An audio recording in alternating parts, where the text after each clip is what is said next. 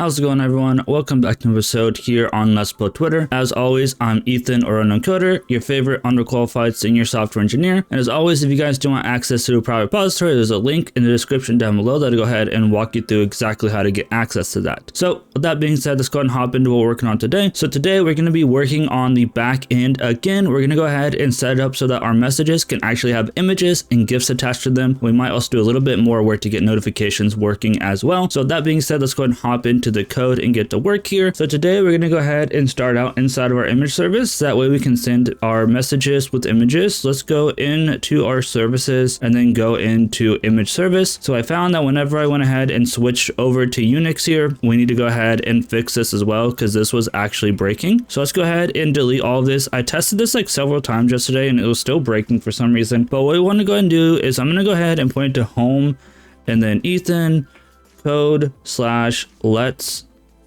build Twitter /Twitter-backend/ and then img. Now for you guys, you'd want to go ahead and put this at your own directory, or better yet, if I was not afraid to be charged by like AWS, the best case scenario would be actually to go ahead and put this on AWS on like an S3 bucket or whatever Google or Azure has, whatever. But yeah, so I'm just going to be storing these locally. Realistically, you'd want to put these in an S3 bucket or something. So now what we're going to go ahead and do is we need to set up a new function, a new method to go ahead and save the GIFs to our images. So what we're going to go ahead and do is I'm just going to put this at the bottom here. I'm just going to go ahead and say public and then string, and this is going to be save GIF from message, and it's going to take in a string URL because whenever we're getting our GIFs, we're getting it from Tinner, and they're just going ahead and passing us a GIF URL. So what we're going to go ahead and do is we're going to go ahead and say UUID, and this is going to just be called UUID is equal to UUID.random. Like so, and then we're just going to go ahead and say string GIF name is going to be equal to MSG, and then dash, I don't know if there's actually supposed to be dash in or not, but whatever, plus UUID.toString. So we're just going to go ahead and append message in the UUID so that it's somewhat random. We're going to say image is equal to a new image, and now we're going to go ahead and pass the GIF name. We're going to go ahead and just say it's a GIF. I don't know if it's supposed to be GIF like this or uppercase, but I'm going to go like that, I guess. We're going to pass the URL and then URL. We're going to ignore one of these. I don't remember exactly what all of these do, but we just need to fill it out. That way we can actually save the image on the database. We're going to go ahead and say image repository .save the image. Like so, and then we'll go ahead and return the URL. That's good to go. So now we can go ahead and actually save the GIF from our message. Now we can go ahead and go back into our message service and go ahead and process these images. So let's hop into the message service. Inside of our message service, first thing we need to go ahead and do is bring in our image service. That way we can process these images. So private final image service. We'll go ahead and just call this image service like so, and go ahead and come down here and add this in here. So go ahead and say image service, and then this dot image service is equal to image service. That's good to go. And now we need to go ahead and modify our create message to actually work. Below our message equal to null, we're going to go ahead and say string message image is equal to an empty string for now, because we're just passing back the URL to the image that we want to display. And then we're going to come down here below where we have our create message DTO, and we're going to go ahead and add some new logic. So we're going to go ahead and say if our DTO.getGIF URL is not equal to null. So if we actually passed a GIF URL, we're going to go ahead and say message image is equal to image, if I could type, image service, and then dot save GIF from message, and we're going to go ahead and pass in DTO.getGIF URL. So we're going to go ahead and save that and then pass the string back, and that's good to go. And then we're also going to go and check to see if we passed an image just in general. So here we're going to say if not, files.get0. So if we have a file dot is empty, so if we've actually passed a file to the request, we're going to say image saved image. Here we actually need to save the image, so we're going to say image service dot upload image, and then here the files dot get 0, and then the prefix will be msg because it is a message image. if I could add in the correct things. There we go. So we actually need to save this image. That way we have a URL to pass back. And then message image will equal to saved image.get image URL. And now we just need to do a little bit more work. So now we're going to go ahead and check if not message image dot equals and then an empty string. If we've actually gotten a message is going to equal to new and message, and we're going to go ahead and pass back DTO.get message type.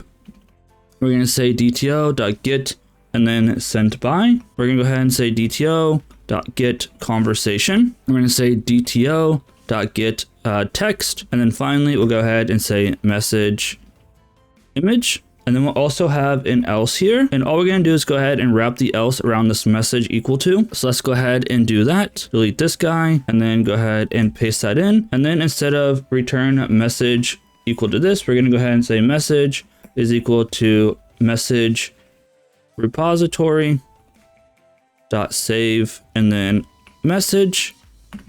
And then we'll go ahead and return the message down here. So I'm going to go ahead and return it here. There's still a little bit more work we're going to have to do, but the idea is going to be eventually we'll return the message down here and we'll throw an exception. But for now, we just want to go ahead and get all of this working and then deal with that later. So let's go ahead and save this. And now let's do a little bit of testing just to make sure it works. So let's go back into our Postman and everything. Actually, first, before we go into Postman, I'm jumping around here. Let's make sure this actually restarted because sometimes it likes to restart, sometimes it doesn't. So let's just let this restart for a second. Cool. And then let's go ahead. We need to make a new conversation. We'll just make one between us and Rick. Good to go. And now we have, I know this is really small and we can't really make it any bigger, but we have our text here. You can see our GIF URL is null and we don't have any selected files. So let's first start out by selecting a GIF. Let's go ahead. I'm going to go to Tenor really quick and let's just grab a random GIF. So here in Tenor, let's just go ahead and grab this one. This baby looks pretty happy. I'm just going to right click and copy image address. And now if we go ahead and come into GIF URL and wrap this in a quotes and do that and send, you can see now we have a message image here. That should be fine, I believe. Let's go ahead and just hop into the database and make sure this saved as an image. So let's go into dbeaver. Let's go and open up our FwitterDB, and then go into schemas, public, tables, and then images. And you can see we have an image. It just has a random name, has the image path, and it has the image URL. So that's good to go. And then what we need to go ahead and do is let's just check message, make sure message saved. You can see we have a message there. I don't know why message ID is 2 here. There's some funky stuff going on that I might need to debug because sometimes it goes by 2, sometimes it goes by odds and goes like 1, 3, 5. I don't know what's going on with that. It's pretty strange, but that part's working. Let's hop back into Postman. And now let's go ahead and get rid of the GIF URL once again. So delete that, set this back to null. And now this is a part that might break because I had to do some debugging for the path to work. We'll go ahead and select a file from my local machine. I'm going to go ahead and cut here just to make sure nothing pops up that's not supposed to. Okay, this is fine to see. Let's go ahead and click on live thumbnail. That's fine. Maybe. There we go. And then if we try to send this one, let's see if it fails because it can't find my directory or if it's going to work. Well, it actually worked. Now you can see we got an HTTP request for that specific image. And if we go ahead and hop back into our dbeaver and refresh our messages, you can see for some reason it starts at 4, but we can at least see this guy. If we go into our images and go ahead and refresh our images, you can see we have another one. So it doesn't look like typically add a dash there, but it is what it is. So now we are successfully saving images to our messages and we can go ahead and pass that back down later on. So that is good to go. Let's hop back into our code. Now what we want to go ahead and do to wrap up the rest of this episode is get it so that notifications are working. So that's going to need some work inside of our notification model to actually include a message to send notifications. And we also need to go ahead and set up so we can blast out the message specifically to everyone. We might need to come back in a future episode and update what we're passing back inside the message object for the notification itself, but we can deal with that later. So that being said, let's hop into the notification. So inside of a notification model, if you remember, we came down here and it says add messages when we get to that point. We are at that point now. So let's go ahead and add a mini to 1 here, at mini to 1, and then at join column name will equal to message underscore ID. And again, nullable will equal to true because we might not have a message. Go ahead and say private message like so. And then we're just going to go ahead and set up a new notification thing here. So we're going to say public notification. So we're still going to need a notification type. and notification type. We're still going to need the local date time, notification time stamp. We're still going to need a Boolean acknowledge. Really, we probably don't need acknowledged. We probably could have left this as like it's automatically false, but it is what it is. We're going to need the application user recipient. Let's see if I can spell this right. We're going to need an application user action user, and we're also going to need a message of message. So here, we're just going to go ahead and go through and set all of these. 1 second here. Now we just need to go through here and set all this up. So this dot notification type is equal to notification type. We have this dot notification timestamp is equal to notification timestamp. We have this dot acknowledge is equal to acknowledged. We have this dot recipient is equal to recipient. We have this dot action user is equal to action user, and this dot message is equal to message. We probably could have just added like message or whatever, and it looks like we have something spelled wrong here. I think acknowledge got spelled wrong up top here, so let me double check this. Now acknowledged does seem to be spelled right there. I had an issue with the misspelling. Maybe I spelled it wrong here. That looks fine. Acknowledged. Let's just double check acknowledged here. I forgot a N. Okay, everything looks good. Now I'm gonna go ahead and just delete all of this stuff because I don't think we have any special getter setters or hash code equals or toString or anything. So I'm gonna go ahead and delete this. Let's go ahead and set up the getters and setters. Let's go ahead and set up a toString. We'll go ahead and include everything. So let's go through here, add the post, reply, and message, and then go ahead and do hash code equals. We'll go ahead and add everything as well.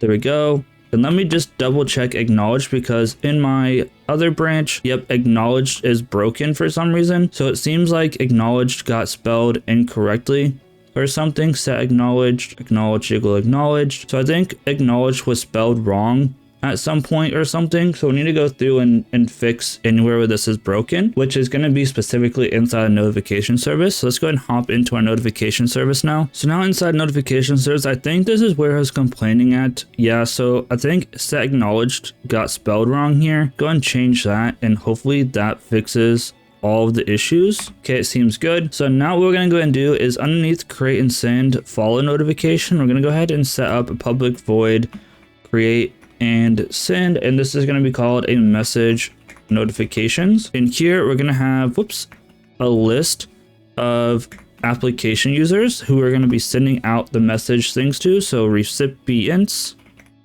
And we're going to go ahead and have our application user, action user. We're going to pass in the message and message. Now, we might need to do a little bit of work later on, kind of updating the message, because right now we are JSON ignoring the conversation. And I think that's going to be an issue in the next episode whenever we go through and try to actually append the messages to the right conversations as they come in. But we're going to have to see what happens. But I'm going to go ahead and make a list of notifications here. Go ahead and call this notifications is equal to recipients.stream. We're going to go ahead and stream through the list. We're going to go ahead and map a user. We're going to go ahead and map a user to a notification. So we're going to return a new notification. And inside the notification, we're going to have notification type dot message. We already had this set up, so that's good to go. We're going to have a local date time dot now because it got created right now. We're going to have a false for acknowledged. We're going to pass in the user for the recipient, action user as the action user, and then the message for the message. And we're going to go ahead and collect this to a list. So that looks good to go. And then what we're going to go ahead and do is we'll go ahead and save all the notifications dot notifications equal to notification repository dot save all, like so. I'm going to go ahead and pass in the notifications. And then finally, we're going to go ahead and say notifications dot for each. And then for each notification, let me go ahead and fix that for an S. Notification for each notification, we're going to go ahead and blast it out to the user. So template dot and then convert and send to user. And this is going to be notification dot, and I spelled notification completely wrong. notification, and then dot get recipient dot get username, because that's how we're doing the queues. We're going to send this to slash notifications. And then we're going to go ahead and pass back the notification itself. So notification, like so. And then we're also going to go ahead and say recipients dot for each. We could have maybe looped through each notification again and sent the notification message, but it is what it is. We're going to go ahead and say for each recipient user, we're once again going to say template dot convert and send to user. And then here we're going to say user dot get username. And then the destination this time is going to be slash messages. So slash, whoops, messages, and then find the payload is going to be the message. So we might need to update the payload to rather be a message to be a, we have an error that we'll fix in a second. I'm not sure what's going on. Instead of being a message, we might make like a special DTO to actually be able to handle this, because I'm afraid that we're going to have an infinite loop in the front end, because the message goes to a conversation goes to a user, and it kind of infinite loops. So we might need to work on that. We'll see what happens in the next episode when we get to consuming these messages, but this is good to go here. So now what we need to go ahead and do is go back once again into our message service and set up the logic for actually sending out these notifications. So let's go ahead and hop into the message service, and we're also going to do some error handling as well. So inside of our message service, let's go ahead and bring in the last thing that we need in here, which is going to be a private final, and this is going to be notification service. Go ahead and come back in here. Go ahead and do our notification service, and then go ahead and pass it here. This dot notification service is equal to notification service. That's looking good to go. So now we're going to do some error handling as well as doing some of our notifications. So first we're going to go ahead and check. We're going to say if, and we want to make sure that the correct user is sending messages in the correct chat. So we don't want some way of a user that isn't in a chat sending messages. So we're going to say if not, DTO.get conversation. We're going to say dot and then get conversation users, and then dot stream, and then we're going to go ahead and say dot map, and we're going to go ahead and say cu for conversation user, cu.get user ID. So user ID, and then we're going to go ahead and say dot to list, and we're going to say dot contains, and we're going to go ahead and make sure it contains the DTO dot get sent by dot get user ID. So we're going to make sure that the user is actually allowed to send messages in here. So if this is the case, we're going to go ahead and throw a new exception. For the time being, I'm just going to set this as an exception, because we're going to go through and make a custom exception in a second, and then we'll go ahead and bring it in here. So we're going to go ahead and say make the invalid exception, like so. That's good to go. And then let's go ahead and do the other bit here. So the last thing we need to do is go ahead, and the reason why we have message saved here is that way we can go ahead and do our notifications. So I'm gonna go ahead and say list of application user, and we're gonna say the notification list. And the reason why we're doing this is because we don't want to send it to ourselves. So we're gonna go ahead and say message.get conversation, and then .get conversation users. We're gonna go ahead and stream this, and we're going to go ahead and say dot filter, and we're going to go and say user. We want to make sure we're going to say user dot get user ID is not equal to our DTO dot get sent by, and then dot get user ID. Maybe if I can type get user ID. And what this is going to go ahead and do, let's go ahead and put the to list. What this will go ahead and do is it'll remove the person that sent the message out of the notification list, and then it'll only send it out to everyone. So if you're in a group message, it'll send to everyone but you, because you already have access to that message because you sent it. Now we're going to go ahead and say notification service, and then we're going to go ahead and say dot create and send message notification. So now our recipients is going to be notification list. Our action user is going to go ahead and be DTO.get, actually it's going to be message.get sent by, and then we're going to go ahead and pass our message. And then now what we're going to go ahead and do is we're going to do some error handling. But before we go ahead and do the error handling, let's go ahead and set up those new classes. So I'm going to go ahead and say space JC for a new class. I'm going to go ahead and put this as an exceptions, and then we're going to go ahead and make an invalid message exception. So this is going to be for whenever you try to send a message where you're not supposed to. So here we're going to go ahead and just say extends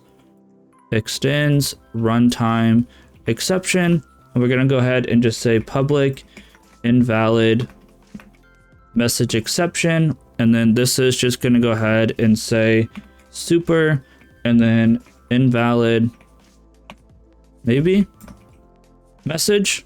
And we'll also say public invalid message exception. We'll go ahead and pass the string message and we'll go ahead and say super message like so. And then we also need to go ahead and make an unable to create message exception, which is just kind of a general one. So let's go ahead and say space JC and Vim exceptions. And hopefully I spelled that right. Otherwise I'm going to do some refactoring in between episodes and make sure everything's in the correct place. This is going to be unable to create message exception. That looks good to me. Once again, we're just going to go ahead and extend a runtime exception. So extends, runtime exception.